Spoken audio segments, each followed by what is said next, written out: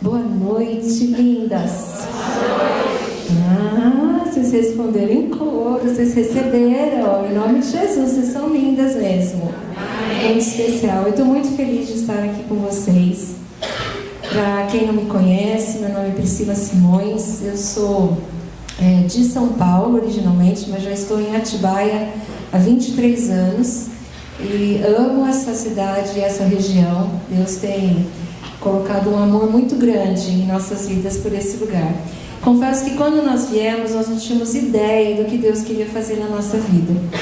Então, contando muito rapidamente da nossa história, eu acabei conhecendo meu marido num tempo que eu estava morando fora do país, e 2 brasileiros se encontraram fora. Então, um milagre, né?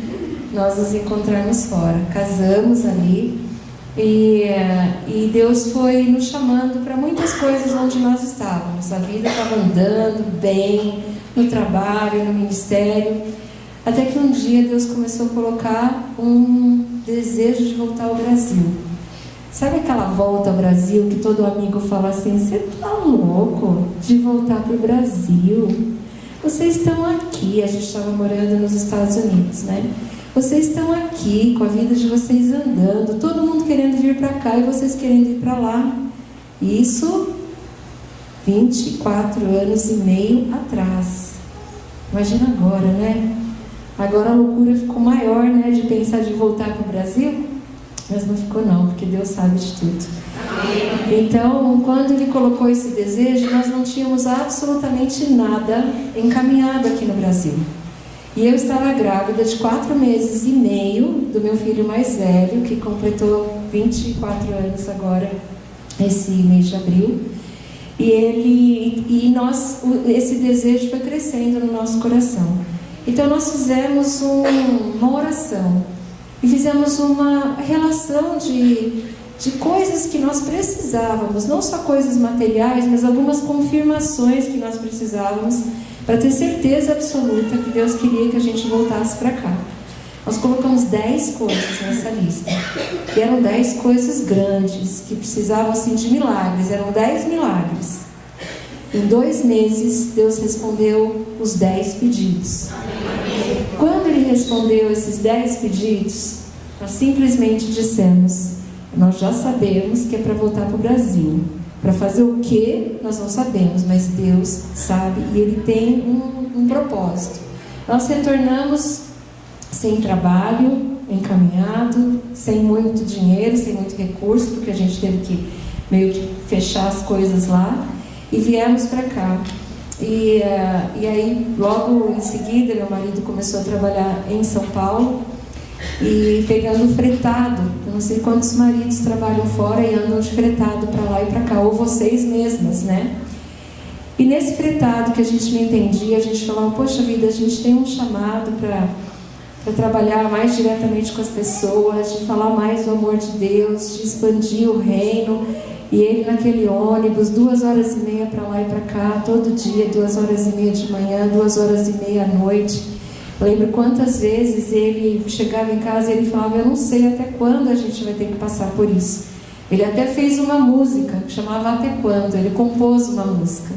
Essa música dizia: até quando, Senhor, até quando eu terei que passar pelas provações que me afligem, parecendo que não vão acabar?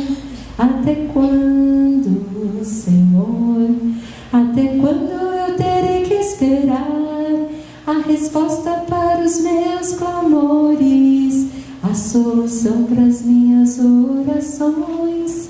E esse era o coro da música. E essa música surgiu naquele ônibus, indo para lá e para cá.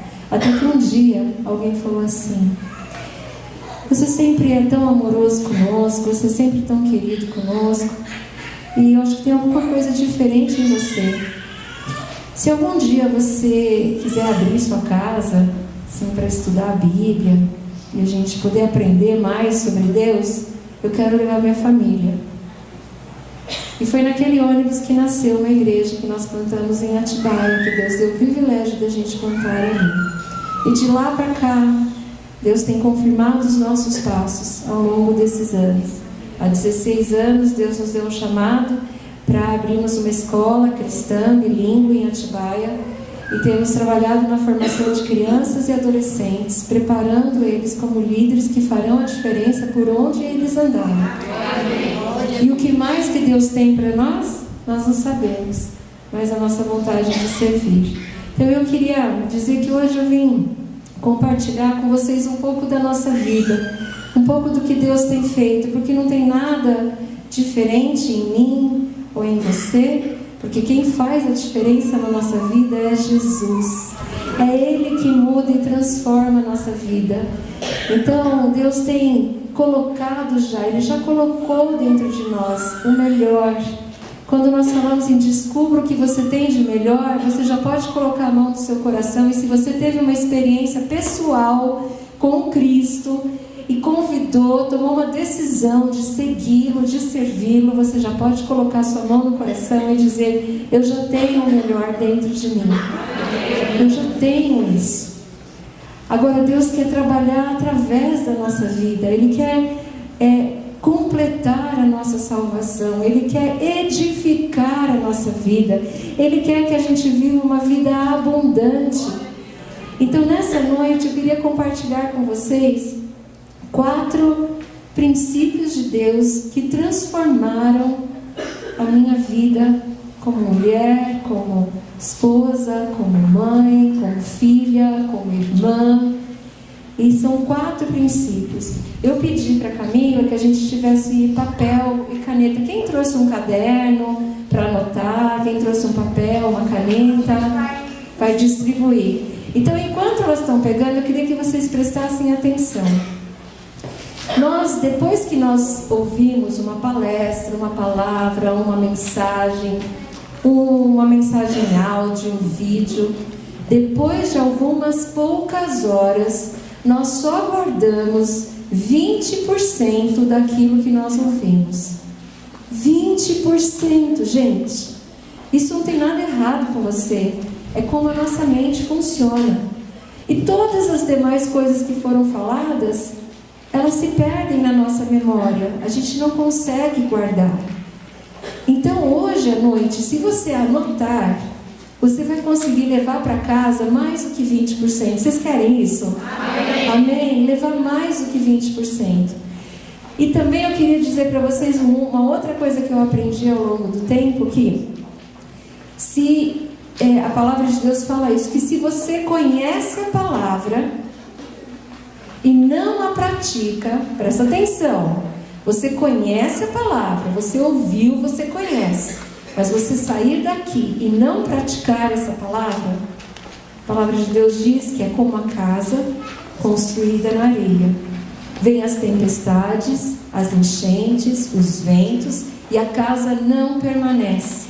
Mas, se você ouve a palavra de Deus e sai daqui e decide praticá-la, com quem que você se compara? Com o quê? Com a casa construída sobre a rocha. Vai vir tempestade?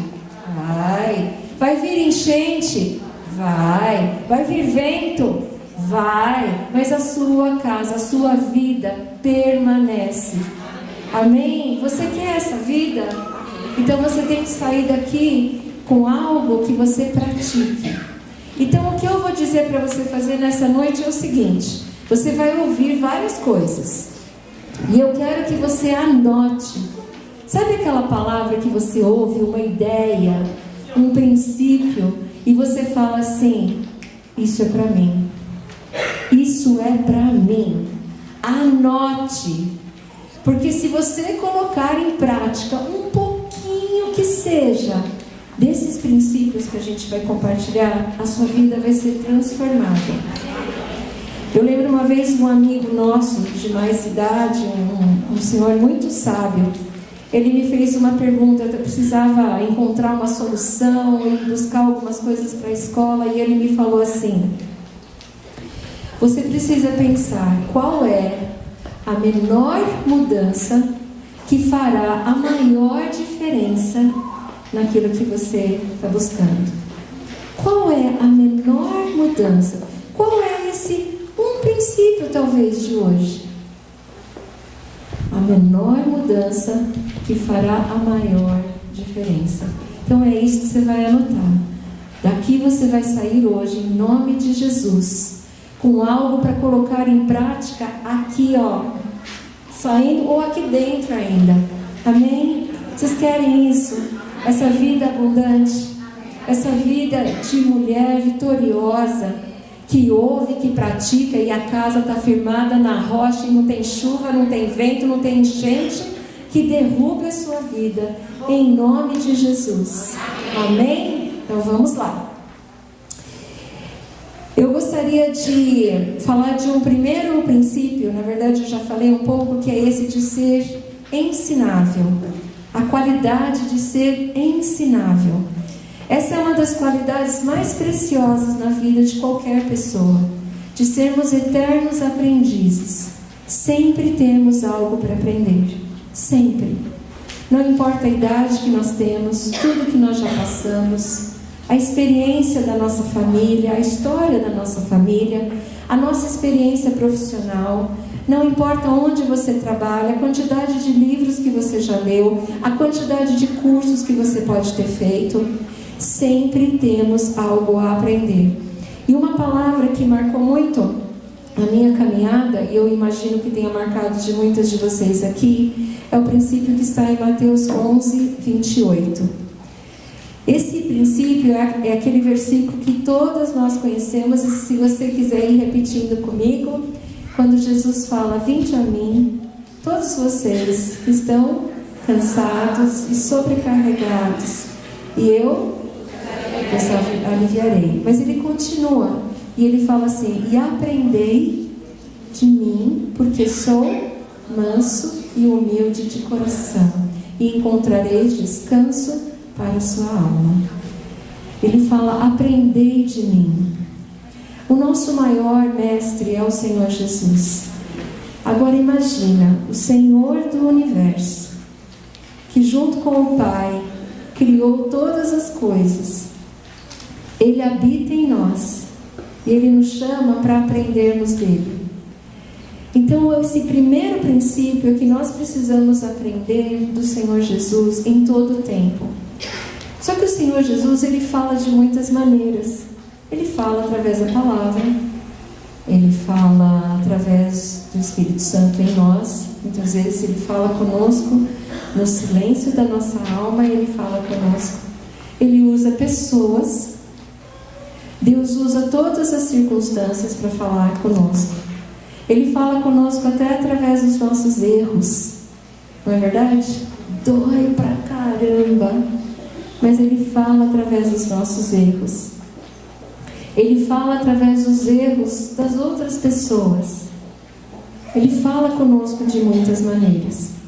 E uma das coisas que eu aprendi, que em toda a nossa caminhada de vida, é muito melhor a gente aprender com os erros dos outros do que com os próprios.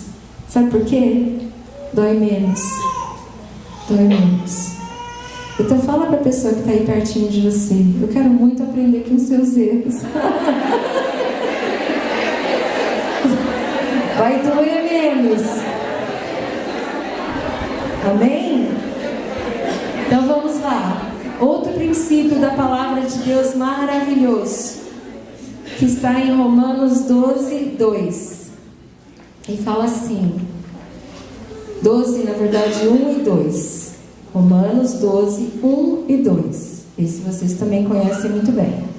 Portanto, meus irmãos, por causa da grande misericórdia divina, peço que vocês se ofereçam completamente a Deus como um sacrifício vivo, dedicado ao serviço e agradável a Ele. Esta é a verdadeira adoração que vocês devem oferecer a Deus.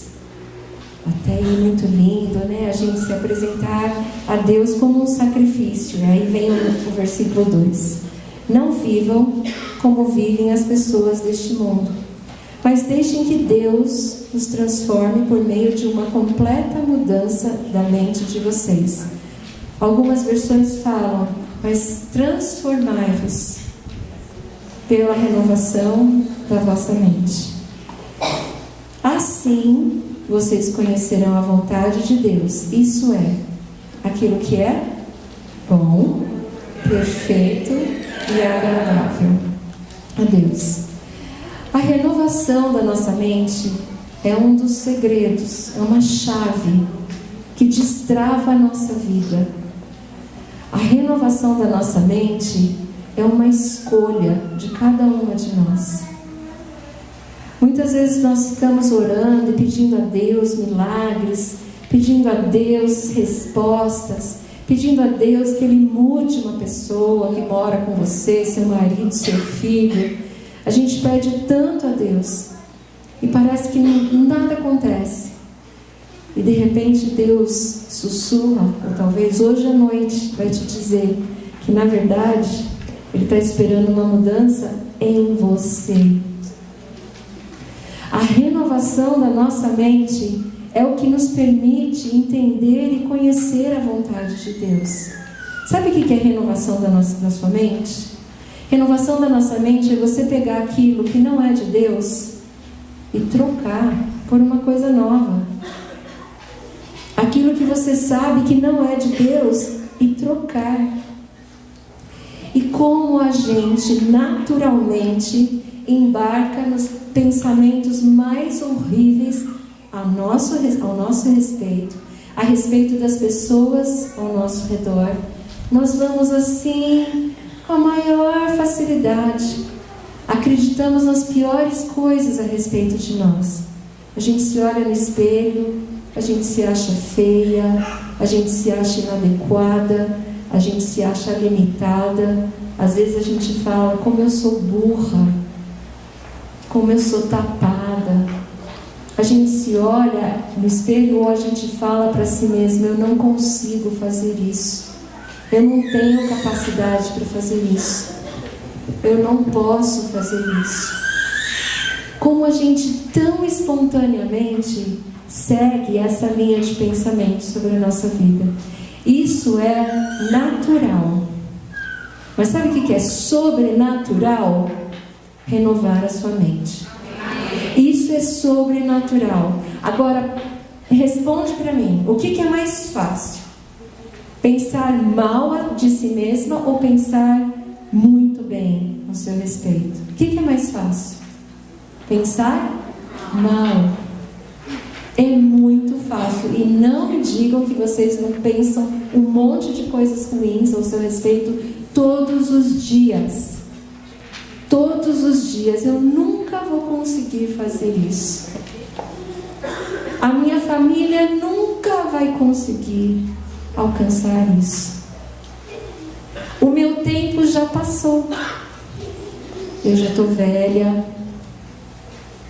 Tem um monte de gente jovem chegando. Vão pegar meu lugar. Tem gente no meu trabalho muitas vezes melhor que eu. É o maior campo de batalha da minha família. Às vezes a gente pensa em batalha espiritual, uma pessoa que está endemoniada e a gente vai orar por ela e ela vai ser liberta. Também a gente tem batalha ali, mas sabe onde é a maior batalha da nossa vida como mulher? Aqui. Num órgão do nosso corpo tão pequenininho, as conexões são tão rápidas. E o centro das nossas emoções e pensamentos, que é a nossa alma, ela é tirana. Ela quer acabar conosco. Mas quando Jesus entra na nossa vida, o poder de Cristo é maior do que os desejos da nossa alma. E a gente tem que mandar ela, calar a boca. Tem que mandar a nossa alma, a nossa natureza humana, as coisas que o inimigo sussurra no nosso ouvido, falar, pode parar, em nome de Jesus. Isso não me pertence, porque nós somos livres para escolher. Eu posso escolher como eu vou enfrentar as situações do meu dia. Eu posso escolher como eu vou passar o dia. Você pode escolher de manhã cedo, eu vou para aquela droga de trabalho, aguentar aquele chefe horrível, ou eu vou trabalhar, fazer o meu melhor, sabendo que o meu trabalho eu faço para o Senhor. E Deus está vendo o meu coração. Eu vou dar o meu melhor. E o Senhor vai me abençoar. Ou acordar de manhã e escolher abençoar seus filhos, a sua família. Escolher as palavras que saem da sua boca. A palavra de Deus tem um versículo, um provérbio que diz, já eu vou passar a referência, mas eu já vou mencioná-lo aqui, que a vida e a morte estão no poder da língua. Essa coisinha aqui pequenininha na nossa boca. E eu sei que vocês já leram Tiago e vocês sabem do que eu estou falando. Então a gente escolhe o que sai da nossa boca.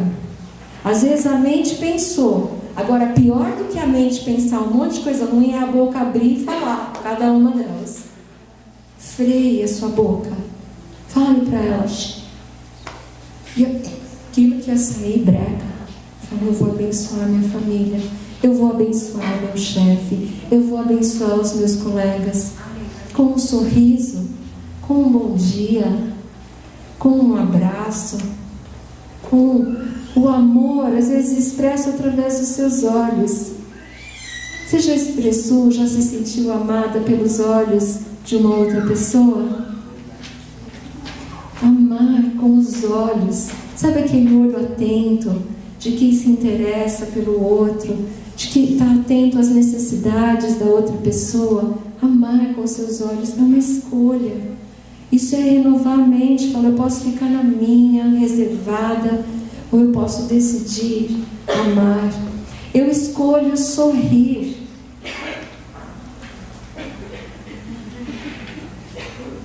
Escolher sorrir. Eu li já há algum tempo e eu queria ler para vocês. Você sabia que os bebês já nascem com a capacidade de sorrir? Diferente de outras atividades que a gente aprende com o tempo, os cientistas acreditam que todos nós já nascemos sabendo sorrir. Para onde vai o seu sorriso alguns dias, quando ninguém tem o privilégio de vê-lo? Para onde vai o seu sorriso em tantos momentos que você remói mágoas e ressentimentos? Sabia também que um sorriso é um dos gestos universais? Que ele é o mesmo em todas as línguas? Segundo os cientistas, sorrir é mais fácil do que franzir a testa. Olha só essa. Já que o corpo usa mais músculos para franzir a testa do que para sorrir. Você sabia que sorrir é contagioso? Já experimentou isso? Sabia que sorrir aumenta o seu humor? Você sabia que sorrir alivia o estresse? Tem alguém um pouquinho estressado aqui? Mulher está sempre com muitas coisas. E sabia, olha só que interessante, que o sorriso é a expressão facial que é mais fácil de reconhecer. Um sorriso pode ser identificado em até 300 metros de distância. É claro para quem enxerga, né? Mas em até 300 metros de distância. Você sabia que sorrir manda uma mensagem para o cérebro até quando o seu sorriso não for espontâneo? Ele manda uma mensagem para o cérebro e o cérebro libera a endorfina, que indica, o cérebro entende, as coisas estão super bem. E ele manda uma mensagem para o nosso corpo, para todo o funcionamento do nosso corpo, dizendo que está bem. Sabe o que isso significa? Na hora que estiver tudo muito ruim, sorria. Você vai começar a sorrir e parece que não é natural. Mas ali um tempinho, o seu sorriso vai ficando cada vez mais natural. A sua mente vai mudando, a maneira de você ver as pessoas. Obrigada, querida. De você ver as pessoas, as situações vai mudando. Olha para quem está pertinho de você e dá um super sorriso. Se quiser, pode já dar outro abraço, porque é bom demais.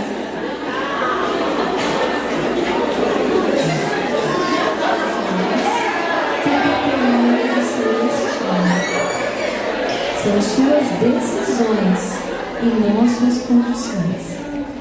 Então, lembrando, são as nossas escolhas. As decisões que nós tomamos definem para onde nós vamos. Amém? Então vamos lá. Outro princípio. Nunca pare de sonhar. Lembra sonho, aquela coisa assim que você tinha anos atrás? Que de repente ficou guardado, porque a vida ficou difícil, os problemas vieram, muita dificuldade financeira, muita infelicidade, muitas perdas, e os sonhos vão ficando guardados. Pois o Senhor quer dizer a você hoje, nessa noite, volte a sonhar. Volte a sonhar. Volte a almejar algo a mais na sua vida pessoal, espiritual, com certeza, familiar, profissional. Volte a sonhar. Volte a sonhar. Volte a ter algo que você hoje não tem e que você gostaria de ter ou de alcançar. Volte a sonhar. Sonhos são a gasolina para a alma.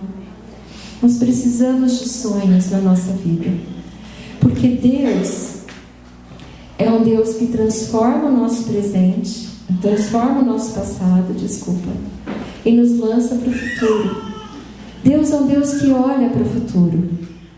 Deus não vê você como você era, mas como você pode ser, através da ação e do poder dele na sua vida. Eu vou falar de novo. Deus, ele não olha para como você era, mas ele olha para o futuro, como você pode ser, através da ação do Espírito Santo na sua vida. Amém? E quem é que escolhe deixar o Espírito Santo trabalhar? Quem é? Diga, sou eu. Eu que escolho. O Espírito Santo tem um banquete para você. Sempre. Sempre. Aí a gente vai e come uma lasca de pão que caiu da mesa. Deus sempre tem banquetes para a nossa vida. Abundância de sonhos, ideias, empreendimentos, estudos. Talvez Ele te chamou para escrever um livro maravilhoso, iniciar um projeto social, fazer a diferença em Jarinu, em Atibaia, em Campo Limpo, em Osasco, né? Deus, Ele quer te usar, mas para Ele te usar, você precisa voltar a sonhar, porque senão você só vai pensar naquilo que já passou, porque os sonhos estão lá. Muitos de vocês já devem ter recebido de Deus uma foto do futuro, e eu vou explicar o que é isso. Uma foto do futuro é algo que você gostaria muito que acontecesse na sua vida, ou através de você. Você tem uma foto. Às vezes você não consegue nem explicar para ninguém, mas Deus te deu uma foto. Tenho certeza que foi essa foto que Deus deu à pastora Camila, ao pastor Eli, da igreja, das células. Ele deu uma foto quando não existia nada. Sabe um arquiteto, quando ele vai fazer um projeto, ele vai lá ver aquele terreno lotado de mato, todo desnivelado, porque não fez terraplanagem ainda. Aí ele faz um desenho lindo de uma casa e mostra para você. Aí eu olho para aquilo e falo, ai Deus, graças a Deus que tem arquiteto no mundo, senão a minha casa seria um caos, um horror. Deus dá essa capacidade de nós vermos coisas que ainda não existem, e que pela fé nós caminhamos em direção a elas. O que é a fé? A certeza das coisas que não se veem. Um sonho e a realização, a caminhar em direção a ele, é uma evidência de fé. Amém? Amém. Deus quer usar a sua vida, como Ele colocou no nosso coração uma escola. Eu não sou pedagoga, eu sou formada em terapia ocupacional, já fui professora de música, professora de português, professora de inglês, já fiz tantas coisas. E um dia meu marido falou: nós precisamos de uma escola diferente. Nós precisamos de uma escola. Eu falei: você está louco? Você é jornalista. Eu sou todas essas coisas. Quero um pouquinho de tudo. Como é que a gente vai abrir uma escola? Você está louco? Mas Deus tinha dado para ele a foto do futuro. E pouco a pouco Deus foi colocando isso no meu coração. E 16 anos depois, a escola está aí. Porque essa foto do futuro nos motivou, nos encheu. Provérbios 21, 31 diz o seguinte: os homens aprontam o cavalo para a batalha, mas quem dá a vitória é Deus, o Senhor. Aí você fala: mas o que esse versículo tem a ver com sonhos? Quem que dá o sonho? Deus. Sonho é a vitória, a realização. Quem dá o sonho? Agora, quem tem que trabalhar? Nós temos que trabalhar em prol dos nossos sonhos. Se o seu sonho é estudar, você vai ter que estudar 3, 4 anos, trabalhar o dia inteiro, estudar à noite. Amém! Você está caminhando em direção ao seu sonho.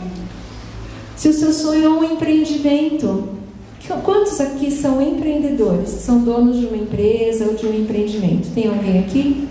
Tem alguns. É fácil empreender? Não.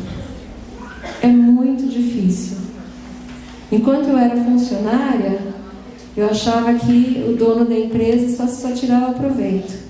Até o dia que eu fui ser empresária. Eu falei: aquela pessoa é um santo homem. Aquele dono da empresa é maravilhoso. Eu não sabia que era tão trabalhoso, tão difícil. O empreendedor é o último a receber. Ele recebe se tem, não é? Se tem. Ele paga todo mundo, depois ele pega se tem. Ele tem que pagar as contas. Ele tem que negociar.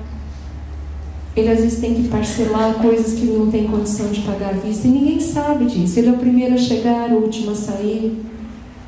Mas vale a pena, porque é a realização de um sonho que Deus colocou no nosso coração. Amém? Então, voltando, no Provérbios 21, 31. Então, quem dá o sonho é Deus, mas quem trabalha para a sua realização somos nós. E Deus vai abençoando cada uma de nós no caminho. Mas sonhe. Amém? Vamos para mais um, e acho que vai ser o último pela hora, para a gente não passar muito tempo. E eu queria falar sobre os princípios de relacionamentos que eu fui aprendendo ao longo da minha vida, da minha caminhada com Deus. Sobre relacionamentos eu tenho algumas coisas a falar que a Bíblia fala para nós. Um deles, a Bíblia fala que nós precisamos ser lentas para nos irar.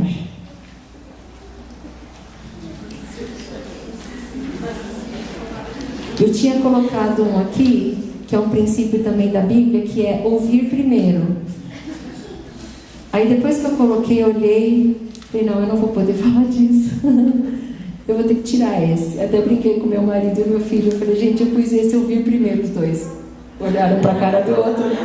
Eu falei: mas eu já tirei, fica tranquilo. Ainda estou aprendendo esse, de ouvir primeiro.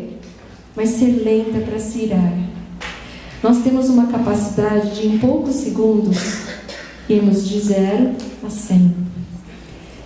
Tem uma montanha-russa, que eu acho que é a única que eu vou, porque eu já fui muito por obrigação. Sabe aquela coisa de amigos? Vamos, você tem que ir. Aí depois com os alunos da escola: vamos, Chapri, você tem que ir na montanha-russa. Aí chegou um belo dia, depois de uns 10 anos, eu falei: gente, eu só vou na montanha-russa que eu escolher. Não vou mais. E eu tenho uma que eu gosto demais. E é uma montanha-russa no escuro. E ela com muita música alta. Eu grito, gente, desde a hora que começa até o fim. Mas sabe o que é gritar? Gritar de perder a voz em coisa de 1 minuto, talvez, 1 minuto e meio, que é a montanha-russa. Mas eu grito. Ai, eu saio de lá e falo, vamos de novo. Aí eu entro de novo, aí eu grito, saio de novo. Mas o que mais me encanta nela é que ela é assim, você está parado ali, ela vai de 0 a 100 quilômetros por hora em 2 segundos. Você imagina como é que você fica? E bem naquela hora que você faz assim, eles tiram a foto, né? Para pôr lá. Mas é uma coisa que me chama muita atenção, porque é essa rapidez. Agora, se você tiver coragem, for uma mulher sincera, fala pra mim, quantas vezes você foi de 0 a 100 em 2 segundos?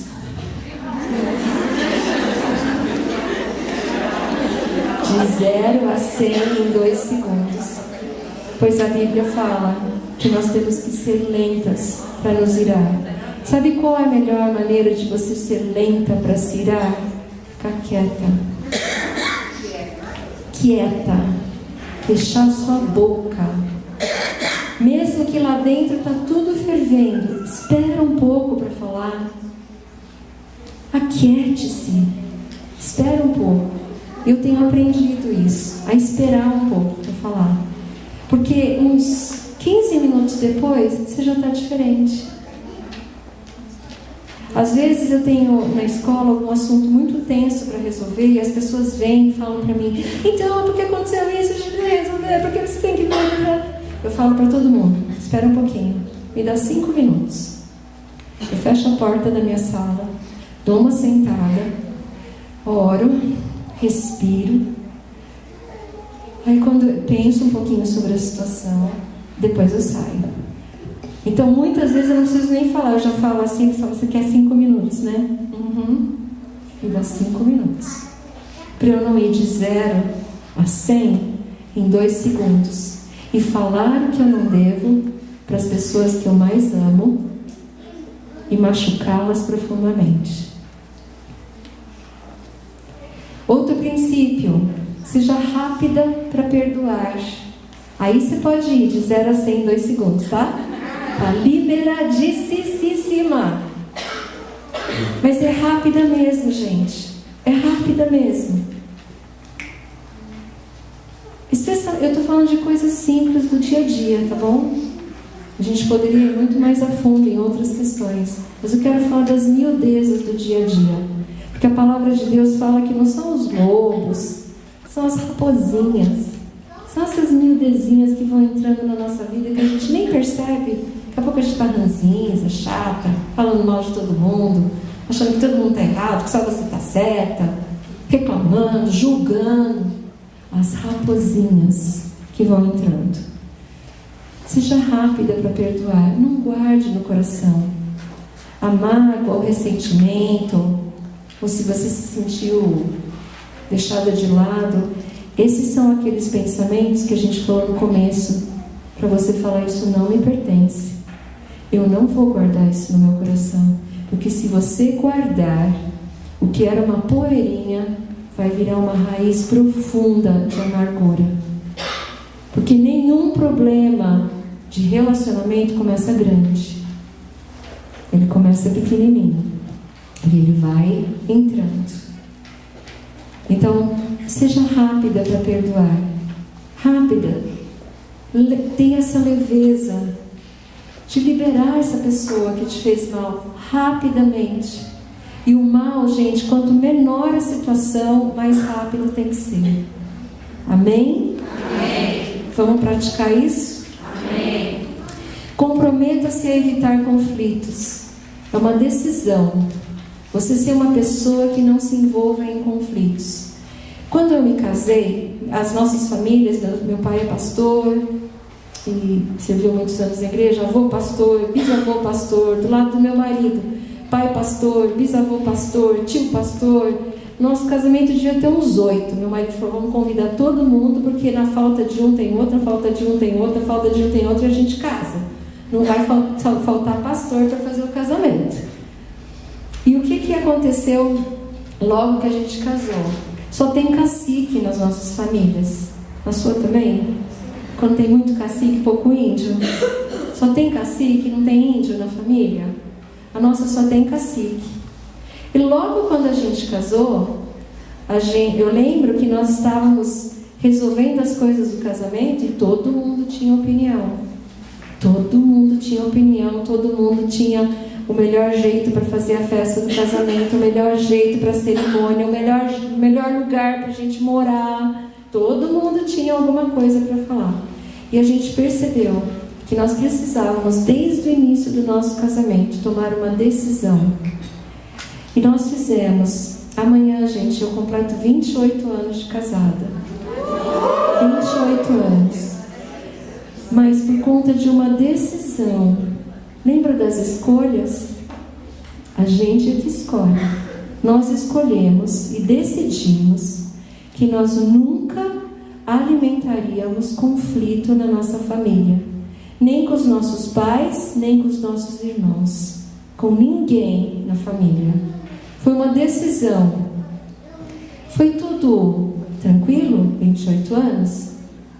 Não. Mas quando vinha aquela vontade de eu falar alguma coisa que eu não concordava, ou para minha sogra, ou para minha mãe, ou para o meu irmão, ou para minha cunhada, alguma coisa, simplesmente eu fechava a boca. 28 anos depois, a gente tem um relacionamento maravilhoso entre todos nós. A gente não brigou. Dá para acreditar? Vontade e razão para brigar? Inúmeras vezes. Mas assim, centenas de vezes. A gente discorda muito em tudo. Só que é melhor você perder o argumento do que perder o relacionamento. É melhor você perder o argumento do que o relacionamento. É uma decisão. A Bíblia nos diz para nós sermos pacificadores. É um chamado nosso. Sermos pacificadores. Não é passivo, tonta. Não é isso. É pacificadora, é trabalhar pela paz. E isso é uma escolha, é uma decisão, trabalhar pela paz na sua casa. Amém? Uma outra coisa que nós aprendemos ao longo do tempo com os relacionamentos é fazer uma conferência de paz. E quando tinha alguma situação que a gente não concordava e a gente sabia que tinha alguma coisa que precisava ser resolvida, a gente falava para a família, vamos fazer uma conferência de paz? Sabe o que é isso? É conversar quando não está acontecendo nenhum desentendimento. Falar, a gente vai conversar sobre tal assunto, mas sobre a mesa, não as regras dessa conferência de paz. O nosso amor não está em jogo. Com meu marido, nosso casamento não estava em jogo. A nossa unidade como família não estava em jogo. E a gente colocava isso sobre a mesa. Isso não está entrando em discussão. Não está entrando em questionamento. Então tenha conferência de paz. Fecha a boca quando você está irada. E depois faça a sua conferência de paz com a sua família e resolva seus conflitos de maneira pacificadora. E o último ponto que eu quero deixar com vocês. Valorize as pessoas que estão ao seu redor. Aqui foi falado isso muito no tempo de louvor e adoração. Eu queria pedir a vocês, a uma de vocês, espontaneamente, que pudesse levantar de onde você está, em 30 segundos, poder falar o que a pastora Camila significa na sua vida. Uma pessoa, em 30 segundos. Vou pedir para a pastora Camila ficar de pé só para elas poderem te ver. Uma pessoa que possa falar para ela o que ela significa na sua vida. Fica de pé. Pode falar bem alto, fala para ela e fala para todas nós o que a pastora Camila significa para você. A pastora Camila, ela sempre foi a minha amiga, Camila. Foi a segunda pessoa que eu conheci ali, que me acolheu e que me entendeu desde lá de trás. Nós íamos juntos à faculdade. Você na faculdade, né? Eu não. E a Camila foi uma pessoa que me abriu os braços aqui, já ainda porque eu não era daqui, eu mudei. Então, o que ela significa para mim hoje, além de ser minha autoridade, além de ser minha amiga, é um amor muito grande. É uma amizade muito grande para mim. Bom, palmas.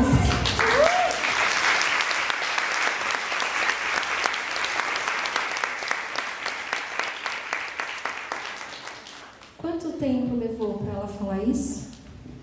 Uns 30, 40 segundos? Camila, o que significou para você ouvir isso hoje?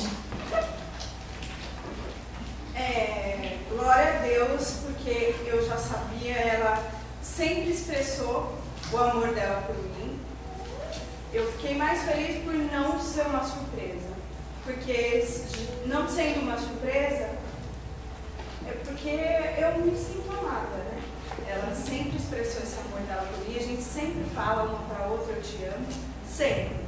Na frente de todo mundo, pode ter pouca gente, pode ter muita gente. E eu fiquei muito surpresa, porque eu não esperava, nunca aconteceu isso. Assim. Mas foi especial para você. Claro. Muito especial. Principalmente porque é uma pessoa que eu amo muito. Obrigada, Camila. Você é muito preciosa. Nós precisamos valorizar as pessoas. Eu queria contar uma história pessoal minha, de algo que aconteceu há muitos anos. E foi quando eu entendi a importância de valorizar. É mais fácil a gente, às vezes, elogiar uma pessoa longe de nós, fora da nossa casa. Um estranho quase. Mas como é difícil, às vezes, a gente falar palavras de afirmação, de edificação às pessoas mais próximas. Se eu perguntar aqui, você ama seu marido, seus filhos? Amo. Quantas vezes por dia você fala isso? Olhar, não é falar assim, te amo, tá? É olhar nos olhos, amar com os olhos e falar, eu te amo demais.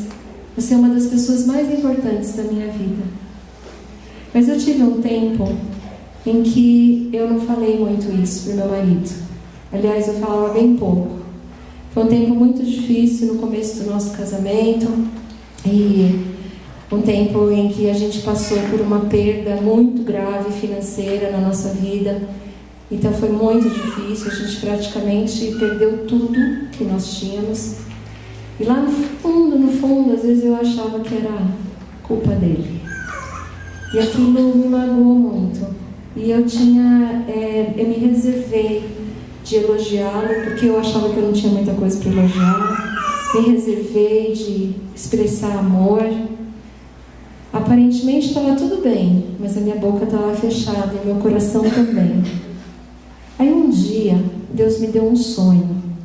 Quem já teve sonhos dados por Deus, sabe que são aqueles que você nunca esquece, nenhum detalhe dele. Eu não tive muitos na minha vida, sonhos assim dados por Deus, que eu acordei e eu sabia que era Deus falando comigo, mas eu me lembro de cada detalhe deles.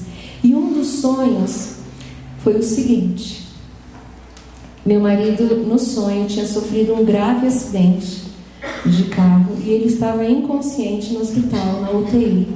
E no sonho ele estava deitado com todos os tubos, todas as máquinas, controlando a respiração, controlando tudo. E eu cheguei no hospital e eu estava assim, muito impactada de vê-lo daquele jeito. E eu ali na beirada da cama, estava chorando, segurando a mão dele. E aí o médico chegou para mim com um controlezinho, como um controle de ar-condicionado, assim, pequenininho. Ele falou assim, tá aqui o controle, fica com ele na sua mão. E mas para que é esse controle? Ele falou para você desligar tudo. E como assim desligar tudo? Para desligar todas as máquinas, para o seu marido morrer. Eu falei, mas eu não quero esse controle. Eu lembro que eu coloquei assim em cima da mesa no sonho, mas eu não quero esse controle.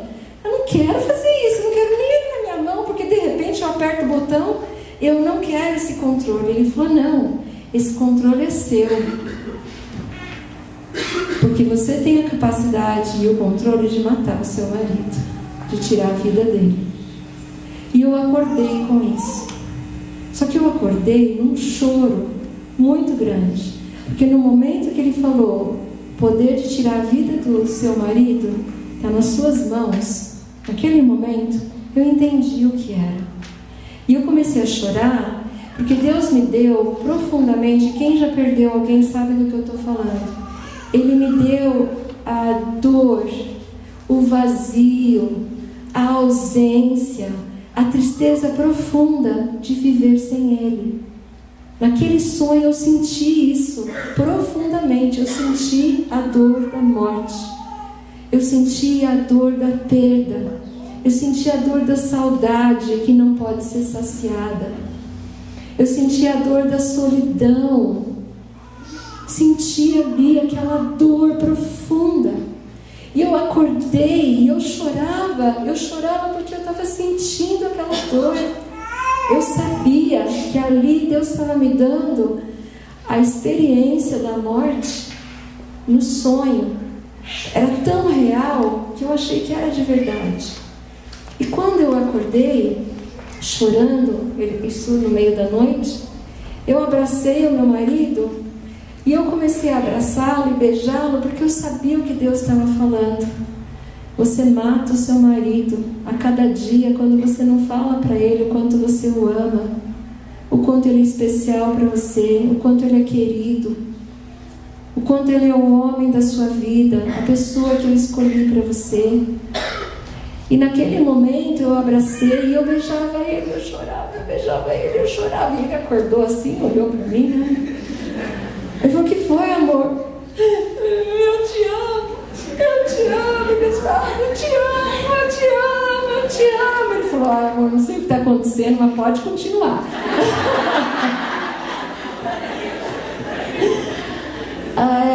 E eu pude, naquele momento, eu falei com ele o quanto eu amava ele, o quanto ele era especial para mim, o quanto eu queria passar o resto da minha vida com ele, o quanto eu não podia e não queria sentir aquilo que eu senti naquele momento, naquele sonho, e o quanto eu me comprometia em valorizar a vida dele todos os dias. Não tem um dia que a primeira palavra que eu não fale para ele seja eu te amo. Às vezes eu falo, dali a pouco no café eu ainda volto e falo, eu falei para você que eu te amava? Ele falou, falou, pode falar de novo. Eu te amo. Os meus filhos, eu te amo. Eu te amo, você é querido, você é especial, você é tão inteligente, você é tão maravilhoso. Você me ajuda tanto em casa. O meu filho, ele gosta de lavar a louça de casa. Ele lava e deixa tudo engorduradinho, sabe? Com aquela gordurinha assim, porque ele às vezes esquece de pôr água quente para lavar. Às vezes eu vou falar alguma coisa e eu falo, ai, obrigada, você me ajuda tanto. Depois que ele sai, eu tudo de volta para a pia, lavo tudo de novo. Mas, não conta para ele, tá, gente? Por favor. Mas é poder agradecer. Não fez 100%, ele não lavou a louça e esqueceu de limpar a pia. Deixa. Escolha as suas batalhas. Elogie. Valorize. Jesus foi a pessoa que mais valorizou. Às vezes o seu valor na vida de uma pessoa, você dizer algo para alguém pode salvá-la da morte. Não sei se vocês, quem aqui tem filhos adolescentes, a gente está vivendo uma onda de suicídio entre os adolescentes. Crescente, terrível, maligna, diabólica. Adolescentes que talvez precisem ouvir mais, eu te amo do jeito que você é, eu vou te amar sempre, você é meu filho, minha filha, meu irmão, minha irmã, eu te amo demais, preciso de você na minha vida, eu não conheço outra pessoa igual a você. Eu quero você na minha vida. Quem sabe é isso que alguém está precisando ouvir hoje à noite. Amém. Vamos ficar de pé?